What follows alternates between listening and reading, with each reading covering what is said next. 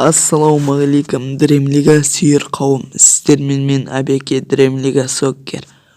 Бүгінгі видеода біз жаңа ойыншы сатып алған болатынбыз. Ол қақпашы. Мен көп ойландым, оны сатып алсам бекен или алмасам бекен деп сұрастырып көрдім.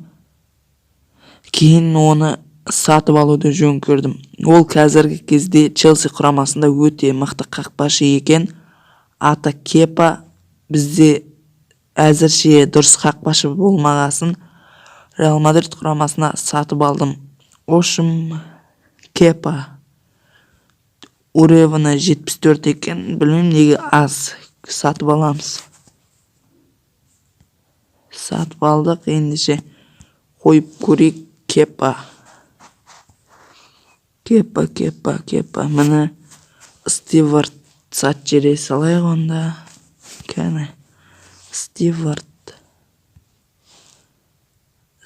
сат жердік. Енді Кепаны көтерейік. Екі зат бар екен сонда. Кепаны көтере салайық сол екі заттың өзіне. Ошым уровені 75 болды. Нормальный составы осындай. Короче, өте жақсы жиналып келе жатыр состав. Реал Мадридтің составын жинап атқасын. Ойыншылар аз шығып жатыр, сондықтан видеолар аз шығып жатыр.